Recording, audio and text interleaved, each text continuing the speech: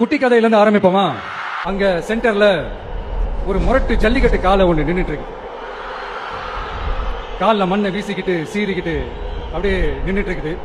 நாங்க பார்க்காத காளையா, நாங்க பார்க்காத மாடா, நாங்க போய் அடக்குறோம்னு சொல்லிட்டு உள்ள போறாங்க.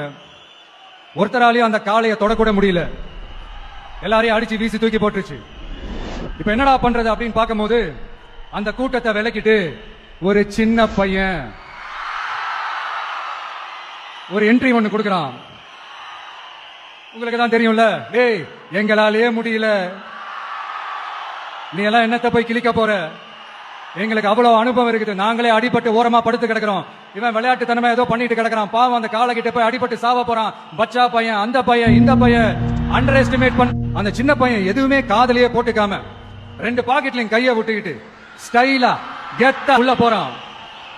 ஒரு ஸ்டெப் எடுத்து வைக்கிறான், அந்த காலை அப்படியே சீறிக்கிட்டே நின்னுட்டு இருக்குது. இன்னொரு ஸ்டெப் எடுத்து வைக்கிறான், காலை அப்படியே சீறிக்கிட்டே முன்னாடி வருது. மக்கள் எல்லாரும் பதட்டத்தோட அப்படியே பார்த்துட்டு இருக்காங்க. இன்னொரு ஸ்டெப் எடுத்து வைக்கிறான், காலை அப்படியே முட்டை வரும்போது பாக்கெட்டுக்குள்ள மறைச்சு வச்சிருந்த 2 புல்லுக்கு காலை கிட்ட காட்டுறான்.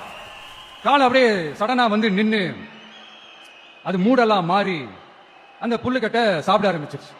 அந்த சின்ன பையனும் அந்த காளையை அப்படியே தடவிக்கிட்டு வரான். காளையும் பக்கத்துல ஒரு குழந்தை மாதிரி நடந்து வந்துகிட்டு வருது. பக்கத்துல இருந்த ஒரு வயல்வெளியில அந்த காளையை மேய விட்டுட்டு வரான். மக்கள் எல்லாரும் அந்த பையனை ஆச்சரியமா பாக்குறாங்க.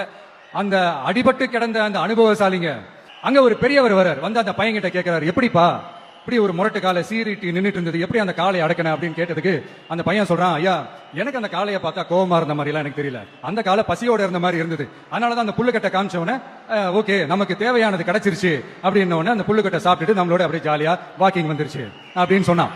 இதை கேட்ட அந்த பெரியவர் சொன்னாராம், இந்த சின்னவங்க பெரியவங்க அனுபவம் இருக்கிறவங்க அனுபவம் இல்லாதவங்க இதெல்லாம் விஷயமே கிடையாது. யாரா இருந்தாலும் அந்த சூழலுக்கு ஏத்த மாதிரி அந்த சிச்சுவேஷனுக்கு தகுந்த மாதிரி என்ன பண்ணி அந்த ப்ராப்ளம சால்வ் பண்றான், ஏது பண்ணி அந்த ப்ராப்ளம சால்வ் பண்றான், அதுதான் விஷயமே, அதுதான் மேட்ரு. சோ நீ சூப்பர்ப்பா, என்ன ப்ராப்ளம் வந்தாலும் நீ சால்வ் பண்ணிடுவ அப்படின்னு முதுகுல தட்டி கொடுத்துட்டு அந்த பெரியவர் போறார். இப்போ அந்த கதையில அந்த முரட்டு ஜல்லிக்கட்டு காலை தான் நம்ம தமிழ்நாட்டு அரசியல் களம், அந்த பெரியவர் தான் நம்ம தமிழக மக்கள். அந்த பாக்கெட்டுக்குள்ள ஸ்டைலா தில்லா கெத்தா ஒருத்தன் உள்ள வந்தான் பாருங்க, அவன் தான் நானு நீங்க நாம எல்லாருமா சேர்ந்து மாபெரும் மக்கள் சக்தியா இருக்கக்கூடிய நம்ம டிவிக்கு. அதுதான் அந்த சின்ன பையன்.